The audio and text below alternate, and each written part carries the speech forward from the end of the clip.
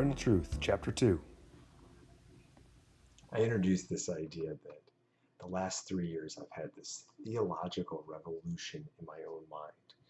And as great as that sentence is, without any context to who I am or where I've been or maybe even where I'm going, it's just a sentence and it doesn't help a lot. So my hope is that in the next couple minutes, I'll be able to bring you up to speed to give you a little bit of history.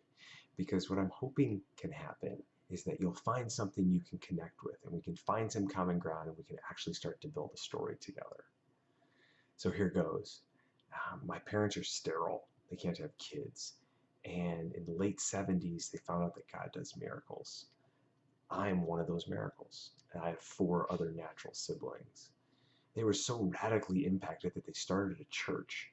And this church quickly grew on the campus of the University of Illinois in Urbana-Champaign.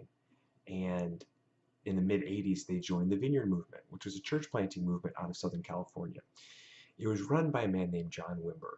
And Wimber was a professor, he was a musician, and he was an author. And suddenly, he was a church planter.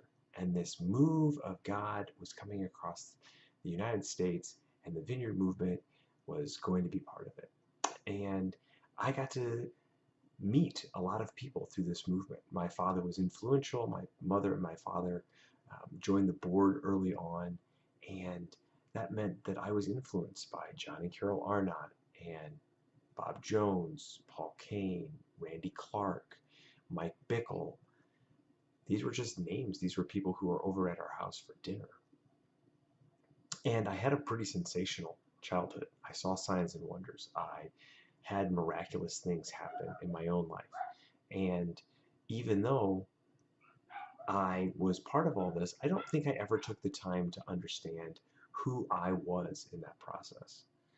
Now, if you flash forward a few years, I wind up at Wheaton College, and I was surrounded by the capital of evangelicals. And it was nice, but again, it didn't really have the depth that I was looking for.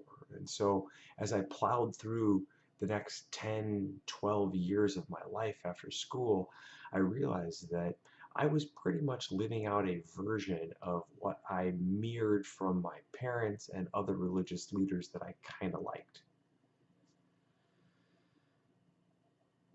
And then I got this phone call, and my friend had just lost his son, who was 3 months old. And I was unprepared for what came next. I don't even know. I can tell you where I was, but the fallout just kept coming. How could a good God do these things? Why is there so much pain in the world? What's the suffering piece? This all sucks. Why are we doing this? But I was in church leadership, so you put your head down and you plow forward and you just put your blinders on and you say the party lines. And about 6 months later, we were sitting on the couch with a mutual friend, and my buddy who'd lost his son turned to me and said, "You know what? One thing that really wrecked me and helped me in this process was a podcast." Now, if you know me, you'll know that I go through 30 to 40 podcasts a week, and um, I'm always down to listen to something. So I said, yes, you know what, give me your podcast.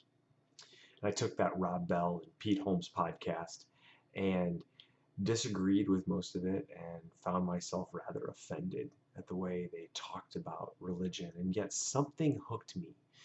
Something deep down grabbed my attention and it got me just a little bit off kilter. And that was about 3 years ago. That sent me on this wild ride. And to say that I listen to those daily, nope, probably haven't really listened to them since. To say that they are the catalyst that bounced me forward, that's absolutely correct. So maybe you can find something that you can identify with. Maybe you're coming out of charismatic evangelicalism. I don't know. But for me, I'm in the middle of this thing. And part of what we're going to be talking about going forward is what do you do with it and what do I think I'm supposed to do with it? So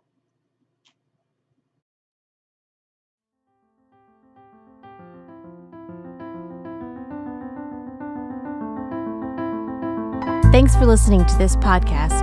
If you enjoyed, please rate us and subscribe. All of the music was created and produced by Hello Wonder Music.